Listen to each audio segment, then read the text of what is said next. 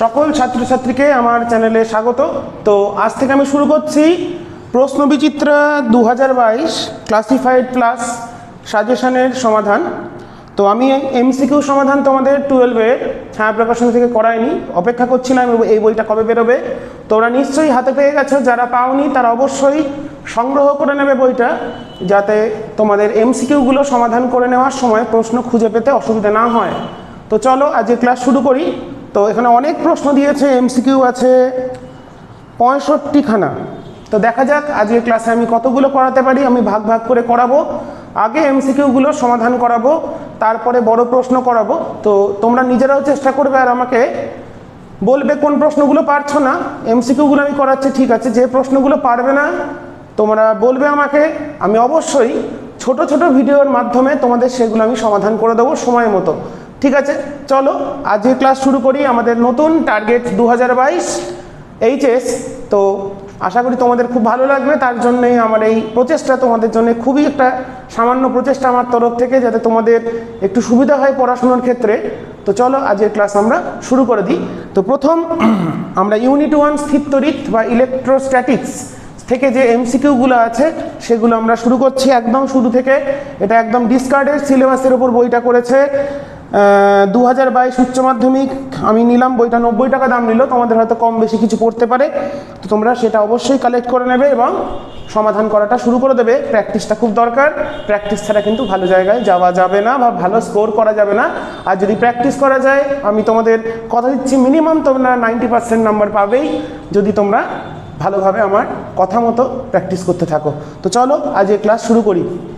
তো প্রথম প্রশ্ন দিয়েছে, একটি কাঁচদণ্ডকে রেশম দিয়ে ঘষলে কাঁচদণ্ডের পরমাণু থেকে কিছু ইলেকট্রন বিচ্যুত হয়ে রেশমে চলে যায়। রেশম থেকে কিছু ইলেকট্রন বিচ্যুত হয়ে কাঁচদণ্ডের পরমাণুতে চলে আসে। রেশম থেকে কিছু প্রোটন বিচ্যুত হয়ে কাঁচদণ্ডে চলে যায়। আচ্ছা, এটা সংসদ নমুনা প্রশ্ন। তো আমরা জানি স্থিরতড়িৎ শ্রেণী অনুসারে পশম, কাঁচ, কাগজ, সিল্ক, কাঠ, মানবদেহ, ধাতব পদার্থ, অ্যাবোনাইট, গালা, অ্যাম্বার, রজন, সেলুলয়েড। এদের সিরিয়ালি, এই যে 12টা আমি বললাম, এদের সিরিয়ালি প্রথমটাকে যদি দ্বিতীয়টা দিয়ে ঘর্ষণ করা হয় তাহলে প্রথমটায় প্লাস হবে, মানে সেখান থেকে ইলেকট্রন বেরিয়ে আসবে, আর দ্বিতীয়টায় মাইনাস হবে। তাহলে পশম, কাঁচ, কাগজ, রেশম, কাঠ, মানবদেহ। তো আমাদের বলেছে পশম মানে সিল্ক। তো কাঁচদণ্ডকে রেশম দিয়ে ঘষলে মানে কাঁচকে সিল্ক দিয়ে ঘষলে, তাহলে পশম, কাঁচ, কাগজ, তারপরে আছে সিল্ক মানে রেশম আছে। তাহলে 2 নম্বরে আছে কাঁচ, 4 নম্বরে আছে রেশম। তাহলে কাঁচে হবে পজিটিভ, রেশমে হবে নেগেটিভ। তার মানে কাঁচ থেকে ইলেকট্রন নির্গত হয়ে চলে যাবে রেশমে। তাহলে অপশান এ ইজ কারেক্ট। অর্থাৎ কাঁচদণ্ডের পরমাণু থেকে কিছু সংখ্যক ইলেকট্রন বিচ্যুত হয়ে রেশমে চলে যাবে। 2 নম্বর 3 তারার প্রশ্ন, খুবই ইম্পর্টেন্ট। 1 কুলম্ব আধানে ইলেকট্রনের সংখ্যা। 2 নম্বর, ইলেকট্রনের সংখ্যা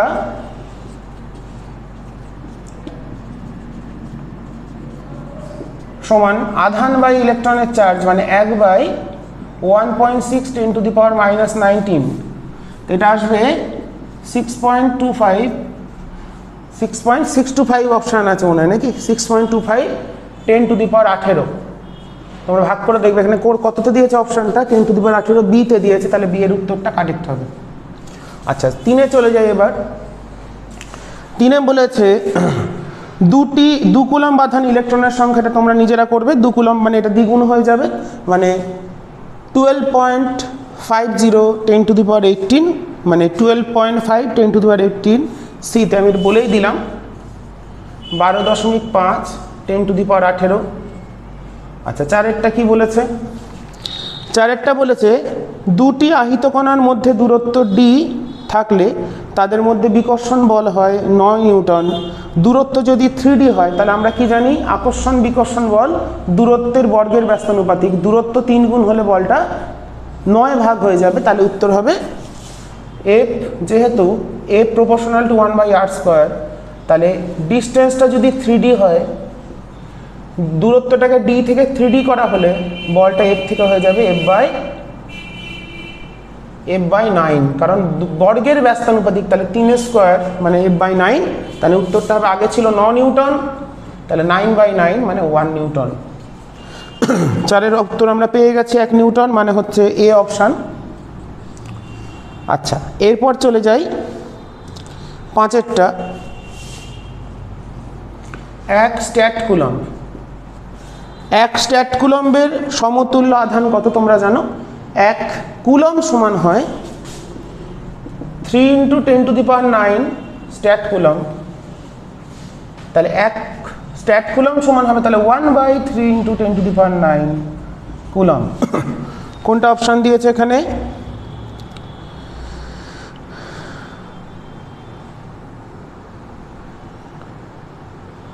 এক স্ট্যাট কুলম্বের সমতুল্য আধান কত? উত্তর এটা হবে, যেটা লিখে দিলাম এখানে। অপশানগুলো প্রথমটা দিয়েছে 3 × 10⁹ হবে না, 10 EMU আধান হবে না, 1 ESU, হ্যাঁ ও আচ্ছা, তাহলে এটাকে 1 স্ট্যাট কুলম্ব মানে তো আমরা জানি স্ট্যাট কুলম্ব মানে ESU, তার মানে এটা উত্তর হবে হচ্ছে 1 ESU। ঠিক আছে, তাহলে অপশান কোনটা কারেক্ট হলো? সি এরটা কারেক্ট হলো। আমি মনে করেছি কুলম্বে কনভার্ট করতে বলছে, না কুলম্বে না, ওরা ESUতে লিখেছে, ইলেকট্রোস্ট্যাটিক ইউনিট মানে সেটা স্ট্যাট কুলম্ব। ওকে, 6-এরটা কি বলেছে? 6-এরটা বলেছে দুটি সমমানের আধান কিউ সংযোগকারী রেখার মধ্যবিন্দুতে একটি আধান স্মল কিউ রাখা হলো। 3টি তড়িতাধান বিশিষ্ট ব্যবস্থাটি যদি সাম্যাবস্থায় থাকে, এটা তোমাদের বহুবার আমি বলে দিয়েছি, এরকম দুটো আধান আছে, দুটো প্লাস কিউ, এদের সংযোগকারী সরলরেখায় কত আধান রাখলে টোটাল সিস্টেমটা সাম্যাবস্থায় থাকবে? এখান থেকে কিউটা আসবে, টোটাল ধরে এটা যদি আর ধরি, তাহলে সাম্যাবস্থার শর্ত কি? যে কোনো একটা প্রান্তীয় আধানের ওপর মোট ক্রিয়াশীল বলটা 0 হয়। তাহলে আমরা যদি এটার ওপর হিসেব করি মোট ক্রিয়াশীল বল, তাহলে কত আসছে? এটার জন্য এর ওপর বল কাজ করছে Q/r² প্লাস এটার জন্য এর ওপর কাজ করছে Q/2r² সমান 0। তাহলে এখান থেকে কিউটা চলে এলো -Q/4, খুব ইম্পর্ট্যান্ট এটা, -Q/4, উত্তর বি অপশান, বি এর অপশানটা হলো সঠিক। ঠিক আছে, তাহলে আমাদের 6 অবধি হয়ে গেছে, তোমরা দেখে নাও, আমি একটু মুছে দিই এবার। আমি যত দ্রুত সম্ভব করিয়ে দেওয়ার চেষ্টা করব যাতে তোমাদের সময় নষ্ট না হয়। আচ্ছা, 7-এরটা। 7-এ কি বলেছে? x, 0 বিন্দুতে একটি আধান রাখা হলো। এটা যদি x = 0 বলি, তাহলে বলেছে x, 0, এখানে রেখেছে প্লাস কিউ আধান। আর একটা বলেছে -x, 0, মানে এখানে -x, 0 রেখেছে, এখানে -q আধান, নাকি -q আধান রাখা হলো।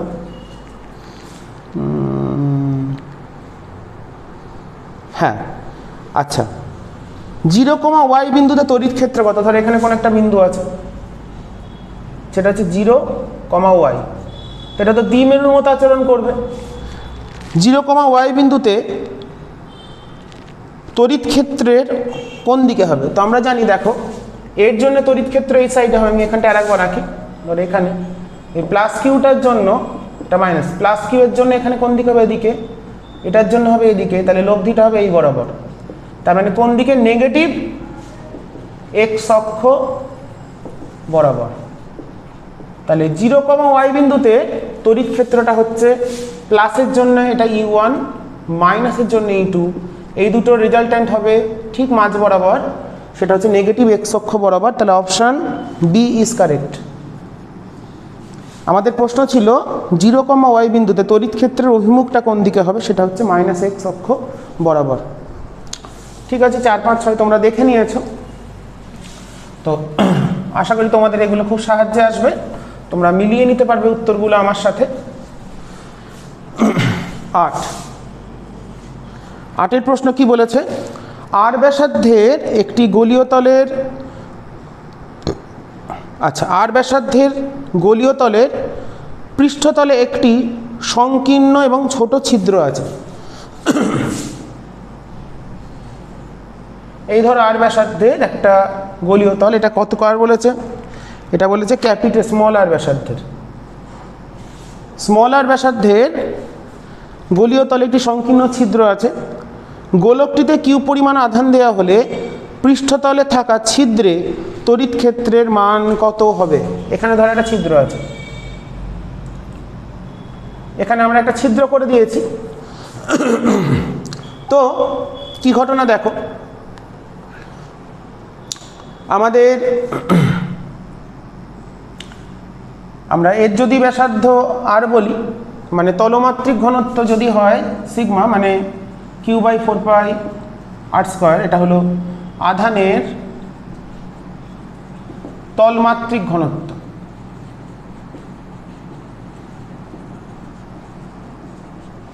আসছে ঠিকঠাক?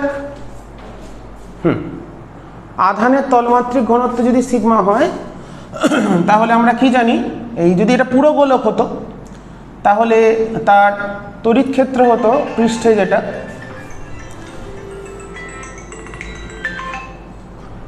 যেটা তড়িৎ ক্ষেত্র হতো সেটা কত হতো আমরা জানি। তো ইলেকট্রিক ফিল্ড আমরা জানি হচ্ছে Q/4πε0r²। এটা আমরা জানি কোন একটা চার্জড স্ফিয়ারের সারফেসে এই ফিল্ডটা হয়। তো তার মানে এখান থেকে আমরা লিখতে পারছি এটাকে σ/ε0।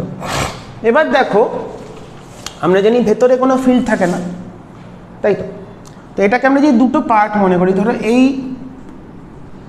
এনে ছিদ্র একটা আছে এরকম, আবার এটা একটা, তার মানে কোনো একটা পয়েন্টে যদি আউটসাইডে কোনো একটা পয়েন্ট নিই, তাহলে চার্জটা যেমন এর গায়েও আছে, এর উপরেও আছে, ছোট যে ক্ষুদ্র অংশ সেখানেও আছে। তাহলে আউটসাইডে যদি নিই, তার মানে এই কোনো পয়েন্টে যে ফিল্ড, মানে এইখানে যদি কোনো একটা পয়েন্ট নিই, সেখানে কিন্তু ফিল্ডটা এই যতটা পুরো গোলকটার ছিদ্র ছাড়া যে অংশ, তার ফিল্ডও বাইরের দিকে, আবার এইটুকুনির জন্য বাইরের দিকে, তার জন্য একটা এফেক্টিভ ফিল্ড পাই ই। কিন্তু ভেতরে যদি কোনো একটা পয়েন্ট নিই, সেটার জন্য কি হচ্ছে, এই অংশটার জন্য এটা যেহেতু চার্জ, তার এদিকেও ফিল্ড আছে, এদিকেও আছে, তাহলে এইদিকে যে ফিল্ডটা সেটা কিন্তু আমার রেস্ট পোর্শন, যেটা মানে ছিদ্র ছাড়া বাকি যে অংশটা, তার জন্যে এখানে যদি কোনো একটা পয়েন্ট নিই, তার জন্য এটার জন্য ভেতরের দিকে, এটার বাইরের দিকে, তাহলে এখানে নেট ফিল্ড 0 আর এখানে নেট ফিল্ড ই। তাহলে আমরা যদি তাহলে দুটোর ফিল্ড তাহলে এখানে 0 থাকে বলে, তার মানে বলতে পারি ছোট এই যে ছিদ্র অংশটুকুনি, তার জন্য যে তড়িৎ ক্ষেত্র হবে, বাকি অংশটুকুনি পুরোটার জন্য তড়িৎ ক্ষেত্রের সমান হবে। কেন? ভেতরটা যেহেতু নেটটা 0, তার জন্য এই মানে ক্ষুদ্র অংশটার জন্য ফিল্ড ভেতরের দিকে আর বাকি অংশটার জন্য বাইরের দিকে। তাহলেই তো 0 কখন হতে পারে, যদি দুটোর মান সমান হয় কিন্তু তারা বিপরীতমুখী হয়। তাহলে এখানে যদি প্রত্যেকটা অংশের জন্য, মানে এটার জন্য প্লাস এটার জন্য দুটোরই ফিল্ড বলি, তাহলে সেটা হচ্ছে এরও জন্য যা হবে এরও তাই। তাহলে সেটা যদি ই প্রাইম হয়, তাহলে ই প্রাইম হচ্ছে আমাদের ই প্রাইম প্লাস ই প্রাইম, সেটা হচ্ছে ই। তাহলে ই প্রাইম চলে আসছে E/2। তার মানে আমাদের প্রশ্ন যেটা দেওয়া ছিল, খুব ভালো একটা এমসিকিউ। কোথায় গেল প্রশ্নটা? গোলকটির পৃষ্ঠতলে থাকা ছিদ্রের মধ্যে তড়িৎ ক্ষেত্র তাহলে হলো E/2, মানে হচ্ছে Q/8πε0r²। তাহলে উত্তর হচ্ছে অপশান সি টা। বোঝা গেল? তাহলে জিনিসটাকে আমি একটু বড় করে আরও দেখাই। ধরে তুমি একটু বড় দেখে ছিদ নিয়েছো একটা অংশ, এই অংশটা কেটে নিয়েছো, তাহলে এই অংশটার জন্য এখানে যদি কোনো একটা পয়েন্ট নিই, সেটা এই যে অংশ, এই অংশের জন্য তো ফিল্ড আউটওয়ার্ড, বাইরের দিকে, আবার এই যে কাটা অংশটা তার জন্যও বাইরের দিকে। কিন্তু ভেতরে কোনো একটা পয়েন্ট নিলে সারফেসের কাছে, কাটা অংশের জন্য ভেতরের দিকে আর বাকি অংশের জন্য বাইরের দিকে। তাহলে এখানে নেট ফিল্ড কত হচ্ছে?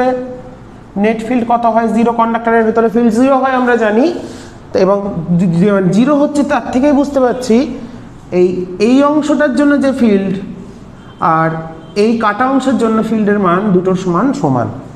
মানে কাটা মানে যে ছিদ্র অংশটা আমরা ওখান থেকে বার করে নিয়েছি, ছিদ্রটাও তো একটা কিছু পরিমাণ আধান বহন করবে, তার জন্য একটা তড়িৎ ক্ষেত্র থাকবে। তাহলে আমরা উত্তরটা পেয়ে গেলাম। ঠিক আছে, তো চলো নেক্সট কি প্রবলেম, এটা ইম্পর্টেন্ট। 8এরটা খুব ভালো করে, 8, 7 দুটো ইম্পর্টেন্ট প্রবলেম ছিল, সেই দুটো আমরা করে ফেলেছি। এরপর আমরা চলে যাব পরবর্তী এমসিকিউতে। আমাদের এমসিকিউ নম্বর 9। 9 নম্বর এমসিকিউতে বলেছে, কোনো ধাতুতে তড়িৎ বলরেখা উপস্থিত থাকবে যখন ধাতুর মধ্যস্থ দুটি বিন্দু আলাদা আলাদা তড়িৎ বিভব থাকবে, তড়িৎ বলরেখা মানে সেখানে একটা তড়িৎ ক্ষেত্র থাকবে। ধাতুটি অসম তড়িৎ ক্ষেত্রে থাকবে, এ বি উভয় সঠিক। ধাতুটি সুষম তড়িৎ ক্ষেত্রে থাকবে, সি অপশানটা হবে। অপশান সি, যখন ধাতুর মধ্যে দুটো বিন্দুর বিভব পার্থক্য থাকবে মানে সেখানে তড়িৎ ক্ষেত্র থাকবে, বা যখন সেটা অসম তড়িৎ ক্ষেত্রে থাকবে তার ক্ষেত্রে। আচ্ছা, 10এরটা চলে আসে। 10এরটা কি বলেছে? 0.05 গ্রাম বিশিষ্ট একটি পিত বল 100 ইউএসইউ আধান বহন করে। এই বলটির ঠিক 10 সেন্টিমিটার ওপরে, মানে এখানে একটা বল আছে পিত বল, যেটার ভর বলেছে 0.05 গ্রাম, আধান বলে দিয়েছে 100 ইউএসইউ আধান। তার ঠিক 10 সেন্টিমিটার ওপরে অপর একটি ধাতব বল এমনভাবে আছে যে পিত বলটি, এখানে ঠিক 10 সেন্টিমিটার ওপরের একটা বল আছে, যাতে করে এমনভাবে আছে যাতে পিত বলটি সাম্যাবস্থায় থাকে। তো এর আধান ধরলাম কিউ বা কিউ ড্যাস্ট, আর এম আছে, তাহলে এদিকে একটা এমজি কাজ করবে। তো এ যদি প্লাস আধান ধরি তাহলে এর মাইনাস হতে হবে, কারণ একে আকর্ষণ করতে হবে। দেখো, অভিকর্ষ বল চাইছে কি পিত বলটা নিচে নেমে আসুক, আর কুলম্ব বল চাইছে এটা উপর দিকে যাক। তো দুটো বল যদি সাম্যাবস্থা থাকে তার মানে এমজি ইকুয়ালস টু, আমরা সিজিএসে করছি, তাহলে Q dashed by R square, R হলো 10। তাহলে এখান থেকে আমরা এম কত 0.05, জি হলো 980, কিউ হচ্ছে কত 100, কিউ ড্যাশড আর স্কোয়ার হচ্ছে 100। তাহলে এখান থেকে আমরা পেয়ে গেলাম, এটা কেটে গেল, তাহলে কিউ ড্যাশটা চলে এলো আমাদের। এটা কত আসছে তোমরা দেখে নাও, এটা 49 মনে হচ্ছে নাকি, 49 ইউএসইউ। মাইনাসে হবে অবশ্যই, মাইনাস, হ্যাঁ অপশান 1, এটা হচ্ছে অপশান এতে দেখবে -49 ইউএসইউ দেওয়া আছে। তাহলে অপশান এটা কারেক্ট, খুব ইম্পর্টেন্ট। হ্যাঁ, সংসদ নমুনাতে প্রশ্ন এটা এসেছিল, সংসদের প্রশ্ন, মানে বোর্ডের যে মডেল কোশ্চেনগুলো হয় 3টে, তার মধ্যে এই প্রশ্নটা আছে। আচ্ছা, এমই ভর বিশিষ্ট ইলেকট্রন প্রাথমিক অবস্থায় স্থির ছিল। T1 সময় ইলেকট্রনটি সুষম তড়িৎ ক্ষেত্রে নির্দিষ্ট দূরত্ব অতিক্রম করে। আচ্ছা, প্রাথমিকভাবে স্থির থাকা এমপি ভর বিশিষ্ট প্রোটন T2 সময় তড়িৎ ক্ষেত্রে সমান দূরত্ব অতিক্রম করে, টাইমের রেশিও কত? তো এস ইকাল টু দূরত্ব সমান হাফ এটি স্কোয়ার, আর এ মানে হচ্ছে F/m, আবার এফ মানে কি? তড়িৎ ক্ষেত্রে বল হচ্ছে কিউই। যেহেতু q of electron equals to q of proton, তাহলে এখানে এফটা কনস্ট্যান্ট। বোঝা গেল? যেহেতু ইলেকট্রন আর প্রোটনের আধান সমান হয়, তাহলে এক্ষেত্রে দুটোর ওপরই একই পরিমাণ বল ক্রিয়া করবে তড়িৎ ক্ষেত্র দ্বারা, একটা আকর্ষণী একটা বিকর্ষণী। তো তার মানে অতএব এ প্রপোর্শনাল টু 1/m। তার মানে এবার এস, যেহেতু এস এখানে সমান, তার মানে আমরা বলতে পারি এটি স্কোয়ার সমান ধ্রুবক। অতএব T1/T2 স্কোয়ার সমান A2/A1। আবার A2/A1 মানে M1/M2। আচ্ছা, T1টা কার টাইম বলেছিল? T1টা ইলেকট্রনের, তার মানে M electron by M proton.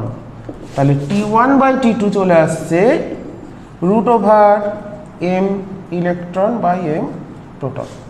ঠিক আছে, এই হলো গিয়ে আমাদের সময়ের অনুপাত, মানে হচ্ছে MP বাই T2/T1 বার করতে দিয়েছে। তাহলে প্রোটনের টাইম বাই ইলেকট্রনের টাইম সমান, তাহলে আসছে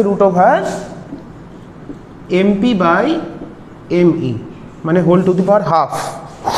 MP/ME whole to the power half. আমরা একবার হিসাবটা দেখে নেবো, আমরা হিসাবটা ঠিকঠাক করলাম কিনা। তার মানে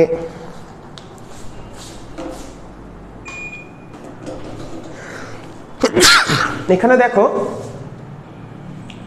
এখানে আমি ধরে নিয়েছি যেটা, দেখো প্রোটন আর ইলেকট্রনের চার্জ সমান, এফ সমান কিউই, মানে ইটা যেহেতু কনস্ট্যান্ট, একই তড়িৎ ক্ষেত্র, তাহলে দুটোর ক্ষেত্রে ফোর্সের মানটা সমান হবে। তো ত্বরণ তাহলে ভরের ব্যস্তানুপাতিক, বলটা যেহেতু ধ্রুবক, তার মানে কার ত্বরণ বেশি হবে? ইলেকট্রনের ত্বরণ বেশি হবে, প্রোটনের ত্বরণ কম হবে। তার মানে আমরা এখান থেকে পেয়ে যাচ্ছি ইলেকট্রনের যেহেতু ত্বরণ বেশি তাহলে তার টাইমটা কম লাগবে, সেটাই এসছে। এটা অবশ্যই MP/mE, মানে এটা একের থেকে বড়, তাহলে T2টা বড় হবে, T1টা ছোট হবে, অর্থাৎ প্রোটনের সময় বেশি লাগবে আর ইলেকট্রনের সময় কম লাগবে। আচ্ছা, আমরা 11 অবধি করে ফেলেছি।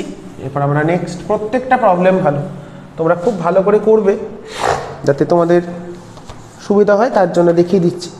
তড়িৎ ফ্লাক্সের SI একক কি? ভোল্টমিটার।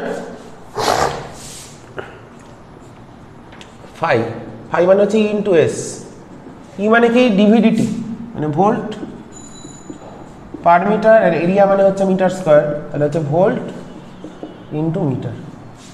ঠিক আছে, তড়িৎ ফ্লাক্সের SI একক হচ্ছে ভোল্ট ইন্টু মিটার বা newton meter square coulomb inverse, তোমরা যেটা জানো এটা হচ্ছে। তাহলে এখানে বি এর অপশনটা হবে। তাহলে 13তে চলে আসি এবার। 13 নম্বরে বলেছে নিচের কোনটি একটি কণার আধান হতে পারে না? তো আমরা জানি, এটা জায়গাটা মনে রাখতে হবে, এটাকে বলা হয় আধানের কোয়ান্টাইজেশন।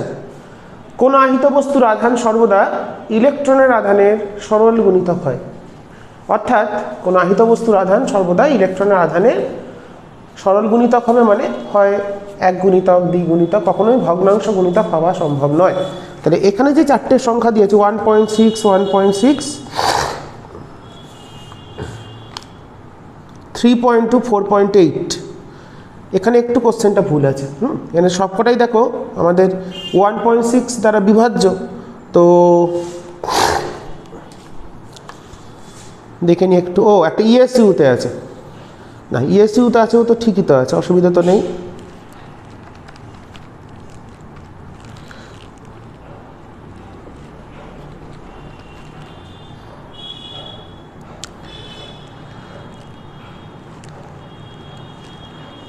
হ্যাঁ, একটা জিনিস দেখো, এখানে একটা ভালো কোশ্চেনটা দিয়েছে। হ্যাঁ, অপশান হবে বি এরটা, কারণ ওখানে আছে পাওয়ার -20, মানে কিউ সমান এনি, মানে এনটা তাহলে আসছে 1/10, ভগ্নাংশ চলে আসছে। তাহলে এখানে বাদ বাকিগুলো কিন্তু ভগ্নাংশ আসবে না। তার মানে আমাদের উত্তর কোনটা কারেক্ট হবে? উত্তর কারেক্ট হবে হচ্ছে বি এরটা, কারণ ইলেকট্রনের আধান কত? 1.6 × 10⁻19 কুলম, তার থেকে ছোট করে দিয়েছে, তাহলে সেটা কখনো হওয়া সম্ভব নয়। এবং সেটা গুণিতক হচ্ছে ভগ্নাংশ গুণিতক, মানে 1/10 দিয়ে গুণ করলে ইলেকট্রনের চার্জকে বি এর অপশানটা আসছে, তাহলে 13টা হবে বি।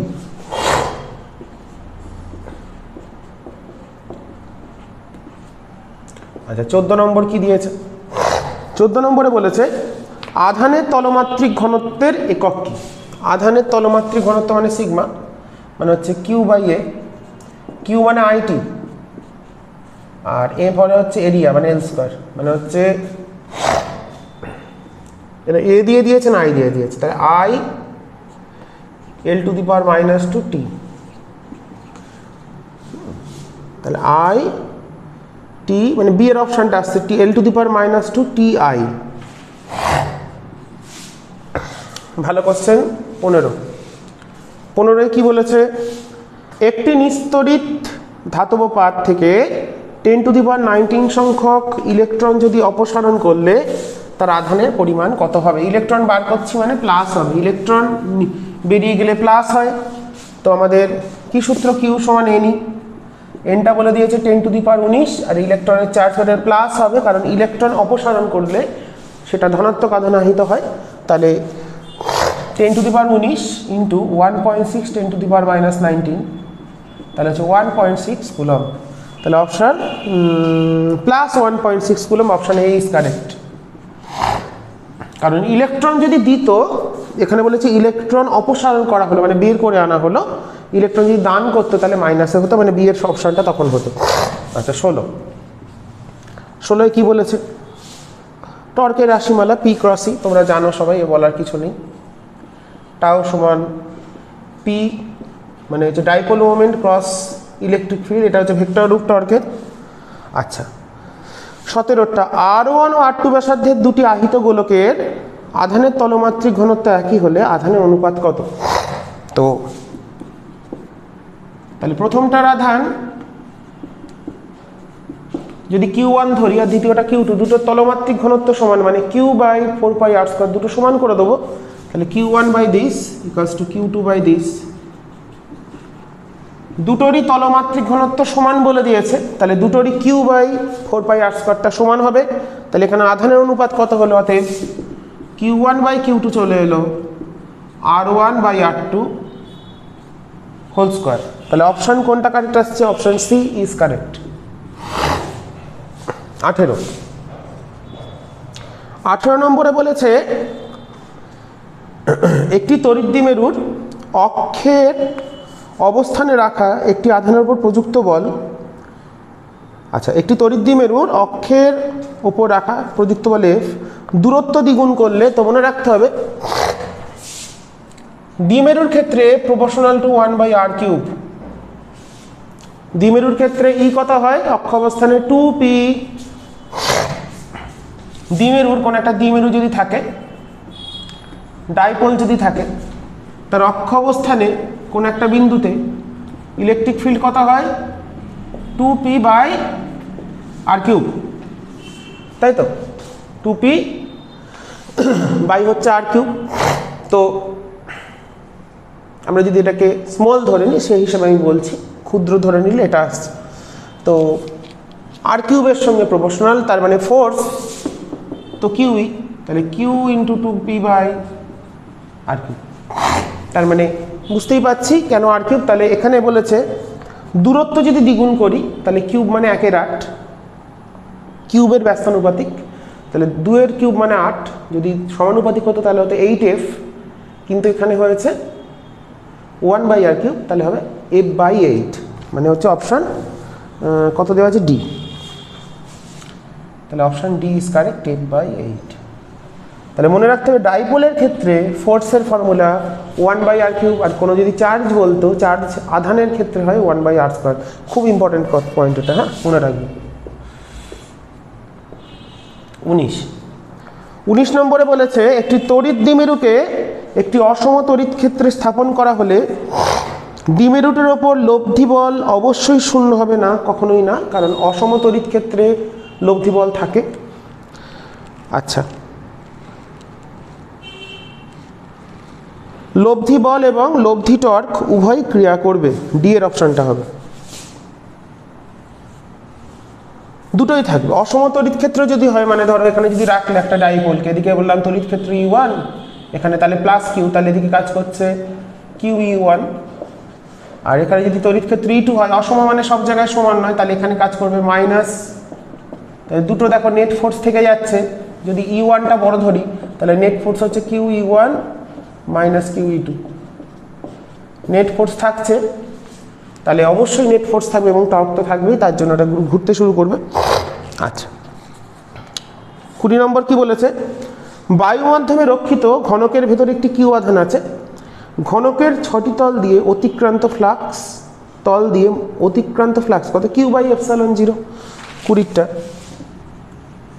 Q/ε0। গাউসের সূত্র অনুসারে কোনো বদ্ধতলের মধ্যে দিয়ে অতিক্রান্ত তড়িৎ ফ্লাক্স বদ্ধতলে আবদ্ধ আধানের 1/ε0 গুণ মোট 6টি তলে, মোট যদি প্রতি তলে বলতো তাহলে ঘনকের 6টি তলের তল দিয়ে অতিক্রান্ত ফ্লাক্স বলেছে, ঘনকের ভিতরে আছে, ঠিক আছে। তাহলে প্রতি তল দিয়ে হচ্ছে, মোট তল হচ্ছে 6টা তলে মোট ফ্লাক্স, এটা তাহলে এই অপশন 21। প্রত্যেক তল দিয়ে বললে হতো Q/6ε0, যদি আধানটা তলে মানে ভেতরে না থেকে কোনো সারফেসে থাকতো, তার ক্ষেত্রে Q/2ε0 হতো, এবং সেটা বিভিন্ন ক্ষেত্রে বিভিন্ন রকম হতেই পারে। আচ্ছা, 21টা তড়িৎ দ্বিমেরু ভ্রামকের মাত্রিক সংকেত কি? তড়িৎ দ্বিমেরু ভ্রামক P মানে হচ্ছে Q × D, IT, I × T × D মানে ILT। আধান ইন্টু দূরত্ব, তাহলে হলো ILT। কত আছে দেখো অপশান, ILT এই অপশানেই আছে, ঠিক আছে। তাহলে 21 অবধি আমরা করে ফেলেছি, খুবই দ্রুত করে ফেলছি, একটু সময়টা দেখে নেবো তার সাথে, তোমাদের দেখতে একটু অসুবিধা হচ্ছে।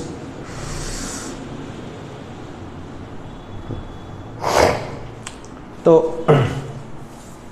আশা করি তোমাদের খুবই সাহায্য লাগবে। তো তোমরা এখান থেকে উত্তরগুলো মিলিয়ে নিতে পারবে, সমাধানগুলো কিভাবে দেখিয়ে দিচ্ছি, কোন জায়গাগুলো জোরালো সূত্র বা নতুন কিছু সূত্র তোমরা আশা করি শিখে নিতে পারছো আমার ক্লাস থেকে। তো 22 নম্বর কি বলেছে? তড়িৎ প্রাবল্যের এসআই একক কি? তড়িৎ প্রাবল্য মানে হচ্ছে ফোর্স পার ইউনিট চার্জ, মানে নিউটন পার কুলম্ব। এখানে কি কি দিয়েছে? নিউটন পার কুলম্ব দিয়েছে, অপশন সি।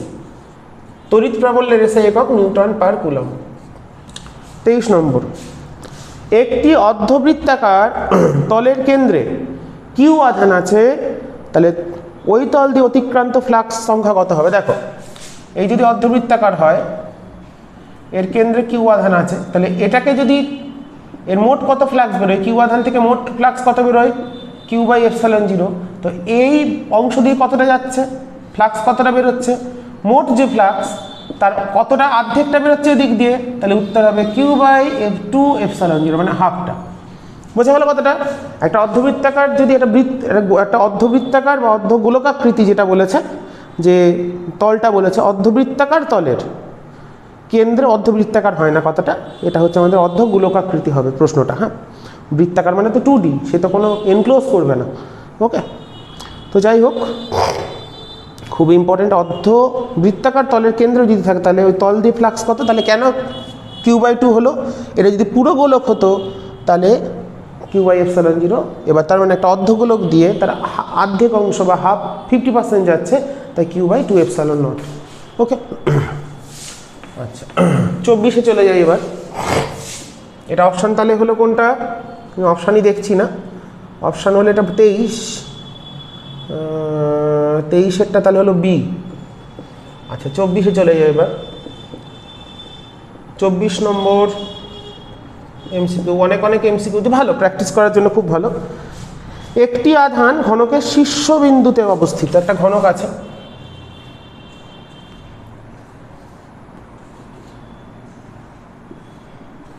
শীর্ষবিন্দুতে আছে। তো একটা ঘনকের শীর্ষবিন্দু, বাকি কতগুলো ঘনকের শীর্ষবিন্দু কোন একটা শীর্ষের সমান হবে 8খানা মোট, মানে এদিকে একটা আঁকতে পারতাম, তাহলে এটারও শীর্ষ হলো এদিকেরটার, এটা 1 নম্বর, এটা 2 নম্বর, এখানে একটা, ওইদিকে একটা 3 নম্বর হতো, এখানে একটা আঁকতে পারতাম 4 নম্বর, আবার এর ওপরে 4টে, তাহলে মোট একটা কোণা, কতগুলো ঘনকের কোণা হতে পারে? 8খানা। তাহলে প্রত্যেকটা ঘনকের ভিতর দিয়ে মোট আধান দিয়ে মোট ফ্লাক্স কত? Q by epsilon zero. তাহলে প্রত্যেকটা ঘনক দিয়ে কত? Q by 8 epsilon zero. তাহলে উত্তর হবে কিউ বাই 8 এপসাইলন জিরো। এটা খুব ইম্পর্টেন্ট, এগুলো তোমরা একটু শিখে রাখবে। মানে এই যে বিন্দুটা, এই কোণাটা এই ঘনকের হতে পারে, আবার এই ঘনকটারও হতে পারে, ওইদিকে একটা ঘনক, এই কোণায় 3 নম্বর, আবার এদের ওপরে 5, 6, 7, এদিকে একটা 8, তাহলে 8খানা ঘনকের এই কোণা হতে পারে, একটা ঘরের কোণা বা একটা ঘনকের কোণা 8খানা। তার মানে প্রত্যেকটা ঘনকে তার কন্ট্রিবিউট কত হবে? 1/8 অংশ করে। তাহলে মোট ফ্লাক্স যেটা যদি বেরোয় কিউ বাই এপসাইলন জিরো, তাহলে ওই যে কোনো একটা ঘনকের ভেতর দিয়ে 6টা তল দিয়ে মোট ফ্লাক্স কত বেরোবে? কিউ বাই 8, মানে 1/8 অংশ যে কোনো একটা ঘনকের ভিতর দিয়ে অতিক্রম করবে। আচ্ছা 24-এরটা হলো কিউ বাই 8 এপসাইলন জিরো, কত নম্বর যেন? 24-এর হচ্ছে সি। 6টি তল দিয়ে বলেছিল তো আমি দেখিনি, যদি একটা তল বলতো তাহলে হলো ডি8টা, একটা তল হলে হতো কিউ বাই 24, 6 দিয়ে ভাগ হবে না, 3 দিয়ে ভাগ হবে। হ্যাঁ, যদি প্রশ্ন দেয় আমি বুঝিয়ে দেবো পরে। 25-এ বলেছে একটি তড়িৎ দ্বিমেরুর অক্ষের উপর কোনো বিন্দুতে তড়িৎ ক্ষেত্র E1 এবং একই দূরত্বে পার্শ্বীয় বিন্দুতে তড়িৎ ক্ষেত্র E2, তাহলে E1 সমান 2E2, এটা তো তোমরা সবাই জানো, E1টা হবে 2E2-র সমান। মানে অক্ষ অবস্থানে তড়িৎ ক্ষেত্র লম্ব সমদ্বিখণ্ডকে তড়িৎ ক্ষেত্রের হচ্ছে দ্বিগুণ হয়, ক্ষুদ্র দ্বিমেরুর ক্ষেত্রে অবশ্যই সেটা E1 সমান 2E2, অপশান বি। E1 সমান 2E2, অপশান বিতে আছে এটা। আচ্ছা 26-এ কি বলেছে? 26-এ বলেছে, আচ্ছা পাশে একটা ছবি দিয়েছে, একটি তড়িতাহিত বলকে রেশমের দ্বারা বেঁধে ঝুলিয়ে দেওয়া হয়েছে। বলটি বড় তড়িতাহিত উল্লম্বভাবে রাখা একটি ধাতব প্লেটের সঙ্গে থিটা কোণ করে। তো এই ধরো একটা প্লেট,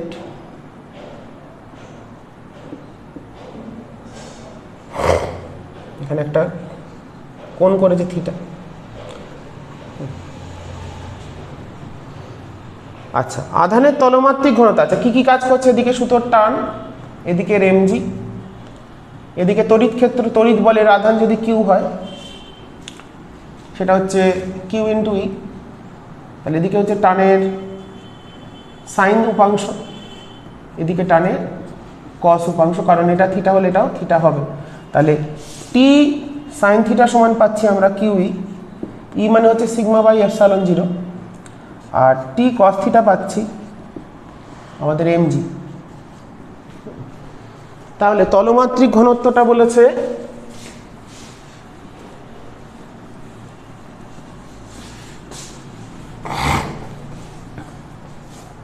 প্রশ্ন দিয়েছে এখানে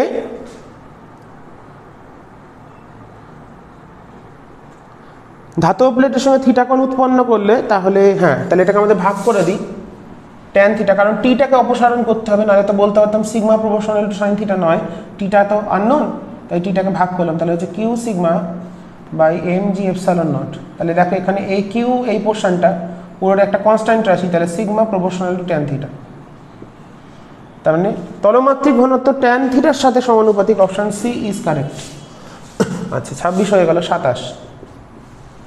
27 কি বলেছে, দ্বিমেরুর ক্ষেত্রে প্রাবল্য 1/r3, এটা বলেই দিয়েছি সি এরটা। দ্বিমেরুর ক্ষেত্রে প্রাবল্যের সূত্র হচ্ছে 2p/d3 2p/r3, তোমরা জানো। 28 নম্বরে কি বলেছে, 1 কুলম্ব আধান থেকে নির্গত বলরেখার সংখ্যা কত? 1 কুলম্ব আধান থেকে নির্গত তড়িৎ বলরেখার সংখ্যা কত, মানে কি ফাই সমান কিউ বাই এপসাইলন 0, তাহলে 1/8.85 10⁻⁻12। ঠিক আছে, অপশন সি ইজ কারেক্ট। আচ্ছা 29, 10⁻⁻6 আধান থেকে ফ্লাক্স নির্গত হবে, করে ফেলবে একই রকম, 10⁻6/8.85 10⁻12। এটা হিসেব করে দেখবে কত আসে, আমি আর করলাম না। 30 হিসেব করে আমি জাস্ট সূত্রগুলো বলে দিচ্ছি কিভাবে হবে। আচ্ছা, একটি বদ্ধতলের ক্ষেত্রে φ1 পরিমাণ তড়িৎ ফ্লাক্স প্রবেশ করে এবং φ2 পরিমাণ বেরিয়ে যায়, তাহলে আধান কত? দেখো আউটওয়ার্ড ফ্লাক্স হচ্ছে পজিটিভ, ইনওয়ার্ড ফ্লাক্স নেগেটিভ। কোনো যদি একটা বদ্ধতল থাকে তার থেকে ফ্লাক্স বেরোচ্ছে ধরো বলেছে φ2 আর ঢুকছে হচ্ছে φ1, তাহলে নেট ফ্লাক্স হবে φ2 মাইনাস φ1, কারণ এটা হচ্ছে পজিটিভ ফ্লাক্স, এটা হচ্ছে নেগেটিভ ফ্লাক্স। আউটওয়ার্ড ফ্লাক্সকে আমরা বহির্মুখী ফ্লাক্সকে ধনাত্মক ধরি, অন্তর্মুখী ফ্লাক্সকে ঋণাত্মক ধরি। এবার ফাই মানে কি কিউ বাই এপসাইলন 0, তাহলে এখান থেকে তাহলে কিউ বাই এপসাইলন 0 চলে এলো φ2 মাইনাস φ1, অতএব এখান থেকে আমরা পেয়ে গেলাম 30 নম্বরটা। তাহলে উত্তর কত চলে এলো, কিউ সমান এপসাইলন 0 ইন্টু φ2 মাইনাস φ1। 30-এরটা তাহলে উত্তর হলো এপসাইলন 0 ইন্টু φ2 মাইনাস φ1, মানে অপশান ডি, মানে 30-এরটা অপশান ডি হলো। ঠিক আছে। আচ্ছা আমি এই 33 অবধি করি, আজকে ক্লাস শেষ করব। আশা করি তোমাদের ভালো লাগবে, এখনো 3টে বাকি, তোমরা এগুলো করে নেবে। আমি সেকেন্ড ভিডিওতে বাকিগুলো সমাধান করাবো, একটা না করাতে ভালো লাগে না অত। অর্ধেক আজকে আমি করিয়ে দিচ্ছি, বাকি অর্ধেক নেক্সট ক্লাসে করাবো। তোমরা দেখতে থাকো আর ভালো করে শিখে নিতে থাকো যাতে তোমাদের সুবিধা হয়। আচ্ছা 31 নম্বর বলেছে 8.85 আধান এবং 10 পরাবৈদ্যুতিক ধ্রুবক বিশিষ্ট একটা মাধ্যম আছে, তার ক্ষেত্রে ফাই কত হবে? কিউ বাই এপসাইলন, মানে q by k epsilon naught. তাহলে 8.85, কিউটা বলে দিয়েছে 8.85 আর কেটা বলেছে কত? 10, কেটা বলেছে 10 আর এটা হচ্ছে 8.85 10⁻⁻12। তাহলে কত হয়ে গেল আমাদের? 10⁻, এটা গেলে 12 ওপরে গেল, তাহলে হচ্ছে 11, তাহলে 10⁻11 হচ্ছে উত্তর, মানে অপশান ডি ইজ কারেক্ট। আচ্ছা 32-এ বলেছে একটি তড়িৎ দ্বিমেরুকে একটি গোলকের কেন্দ্রে স্থাপন করলে আচ্ছা, গোলকটির পৃষ্ঠে কোনো বিন্দুতে তড়িৎ ক্ষেত্র শূন্য হবে, গোলকটির অভ্যন্তরে কোনো বিন্দুতে তড়িৎ ক্ষেত্র শূন্য হবে, গোলকের ভেতরে তড়িৎ ক্ষেত্র শূন্য হবে, গোলকের পৃষ্ঠে নির্গত ফ্লাক্স শূন্য হবে। Option D is correct. কারণ যদি তড়িৎদ্বিমেরু, এটা ধরো গোলক থাকে, তার ভিতরে ডাইপোল থাকে, তাহলে আমাদের ফ্লাক্স মানে হচ্ছে internal charge by epsilon naught. তাহলে ইন্টারনাল চার্জ কত হচ্ছে? Plus q minus q by zero, epsilon naught that is zero. তাহলে অপশান ডি ইজ কারেক্ট। নির্গত ফ্লাক্সের মানটা শূন্য হবে, গোলকের পৃষ্ঠ থেকে নির্গত ফ্লাক্স শূন্য হবে। আচ্ছা, তড়িৎ প্রাবল্যের বা তড়িৎ ক্ষেত্র প্রাবল্যের তলমাত্রিক ঘনত্ব কি? মাত্রিক সংকেত কি? সরি, আমি প্রশ্নে পড়তে ভুল করি একটু। তো বল বাই আধান, প্রাবল্য মানে হচ্ছে বল বাই আধান, ফোর্স পার ইউনিট চার্জ। তাহলে ফোর্স মানে কি? M L T to the power minus two, আর এটা হচ্ছে আইটি, তাহলে হলো M L T to the power minus three I inverse. তাহলে তড়িৎ ক্ষেত্র প্রাবল্যের মাত্রিক সংকেত হচ্ছে M L T to the power minus three I to the power minus one. Option D is correct. আচ্ছা, 33 আর দুটো করিয়ে দিই, তাহলে 35 অবধি থাকবে, 65 তো তাহলে 30টা বাকি থাকবে। আচ্ছা, 34 কি বলেছে দেখি? 34 বলেছে একটি সাবানের বুদবুদের ব্যাসার্ধ দ্বিগুণ করা হলো, প্রাথমিক বিভব 16 হলে পরিবর্তিত বিভব কত? দেখো, তো আমাদের বিভব হচ্ছে কিউ বাই আর। বিভবের সূত্র জানি আমরা কিউ বাই আর। তো সাবানের বুদবুদের ব্যাসার্ধ দ্বিগুণ করা হলো, প্রাথমিক অবস্থায় বিভব যদি 16 ভোল্ট হয়, তাহলে পরিবর্তিত বিভব কত হবে? তো ব্যাসার্ধ যদি দ্বিগুণ হয়, তাহলে যদি কিউ ধ্রুবক ধরে নিই, কিউটাকে ধ্রুবক ধরে নিই, তাহলে ভি ধ্রুবক হয়, তাহলে ভি প্রপোর্শনাল টু 1 বাই আর। মানে বাইরে থেকে যদি আধান সরবরাহ করা না হয়, তার বিভব যা থাকবে, ব্যাসার্ধ যদি দ্বিগুণ করি, তাহলে বিভবটা কত হবে? অর্ধেক হবে, ব্যস্তানুপাতিক। অর্থাৎ নতুন বিভব হবে, তার মানে ভি বাই 2, মানে 16 ভোল্ট ছিল, তাহলে এটা হবে 8 ভোল্ট। অপশান কোনটা? অপশান হলো সি ইজ কারেক্ট। এটা হলো 34। 35এরটা লাস্ট আজকে ক্লাসে। তোমরা প্রত্যেকে জানাবে কমেন্টের মাধ্যমে তোমাদের কেমন লাগলো আজকে নতুন ক্লাস, নতুন টপিকের ওপর ক্লাস শুরু হলো আজ থেকে। তো চলতে থাকবে ধীরে ধীরে, আমি যেমন ভিডিও আপলোড করি তোমাদের জন্য। তো অবশ্যই জানাতে ভুলবে না তোমাদের কেমন লাগছে, আর এগুলো তোমাদের করে কতটা কাজে লাগছে প্রত্যেকে কমেন্ট করবে, এটা আমি রিকোয়েস্ট করছি তোমাদের।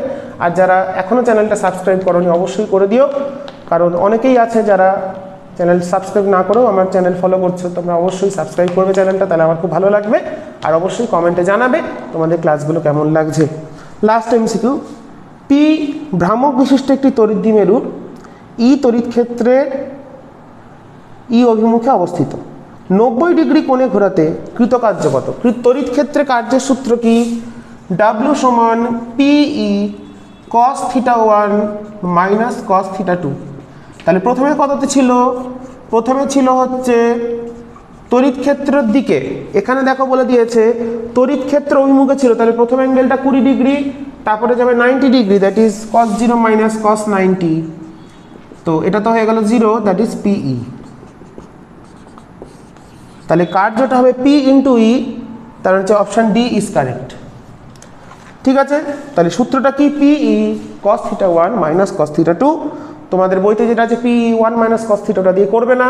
এটা যদি বলতো 30 ডিগ্রি থেকে 60 ডিগ্রি ঘোরানো হলো, তাহলে হতো পিই cos 30 মাইনাস cos 60। এটা আমাদের খেয়াল রাখতে হবে। ওকে, তো চলো 35 অবধি করিয়ে দিলাম, আর 30টা এমসিকিউ বাকি থাকলো। নেক্সট ক্লাসে আমি তোমাদের ভিডিও ক্লাস সলভ করে দেবো, তোমরা দেখতে থাকো, শিখতে থাকো, আর ভালো করে বুঝে নিতে থাকো। এটাই আমার কথা তোমাদের কাছে, তোমরা যাতে ভালো করে শিখতে পারো তার জন্যই আমার প্রয়াস। সকলে ভালো থেকো, সকলে সুস্থ থেকো, আর অনেক অনেক মন দিয়ে পড়াশোনা করার, ভালো করে কোশ্চেন ব্যাংক সমাধান করে ফেলো। তোমরা অঙ্কগুলো নিজেরা চেষ্টা করবে, আমি বড় প্রশ্নের দিকে এখন যাচ্ছি না। তোমরা যদি কোনো, আমি এমসিকিউগুলো করাচ্ছি, আর এসিকিউতেও প্রশ্ন তোমরা পারবে। আর যে 2 নম্বর 3 নম্বর প্রশ্নগুলো আছে, বিশেষ করে 3এরগুলো, এখান থেকে 2 নম্বর প্রশ্ন খুব বেশি আসে না, পাঠ হিসেবে আসতে পারে। তোমরা নিশ্চয়ই জানো সেটা। তো বড় প্রশ্নগুলো অঙ্কগুলো যেটা পারবে না সেটা একটু বলবে, আমি অবশ্যই ছোট ছোট ভিডিও ক্লাসের মাধ্যমে সমাধান, কারণ বুঝতেই পারছো এখানে অঙ্ক দিয়েছে অস্বাভাবিক বেশি, 73খানা অঙ্ক, শুধু গাণিতিক সমস্যা, তো 73খানা অঙ্ক করতে অনেক সময় লেগে যাবে, তাহলে আর আমি এগোতেই পারবো না। তো তোমাদেরও করতে হবে, আমিও তোমাদের এমসিকিউগুলো যেহেতু উত্তর এখানে মনে হয় দেওয়া নেই বইটায়, যা দেখছি না মনে হয় দেওয়া নেই, যদি থাকে তো ভালো, তোমরা মিলিয়ে নিতে পারবে, আমি খুঁজে পাইনি এখনো নতুন বই, তো থাকলে আমিও একটু মিলিয়ে নিতাম আমি উত্তরগুলো করাতে করাতে, কিন্তু সে সুযোগটা এখন আপাতত দেখতে পাচ্ছি না, আছে বলে মনে হয় না। তো যাই হোক 35 অবধি এমসিকিউ করে দিলাম, তোমরা একটু দেখো এবং উত্তরগুলো ভালো করে বুঝে নেওয়ার চেষ্টা করো, আর মন দিয়ে সম্পূর্ণ ভিডিওটা দেখে অবশ্যই সমাধানগুলো বুঝে নেবে। তো চলো, যারা নতুন তারা অবশ্যই জানাবে, আমি বারবার একটা রিকোয়েস্ট করি কেমন লাগছে জানাবে, আর যদি কোনো সমস্যা হয়, কোনো প্রশ্নের অসুবিধা হলে কমেন্টে জানাবে, আমি যত দ্রুত সম্ভব তার সমাধান করে দেওয়ার চেষ্টা করব। তো আজ এই ক্লাস এখানে শেষ করছি, সবাই খুব ভালো থেকো, সবাই খুব সুস্থ থেকো।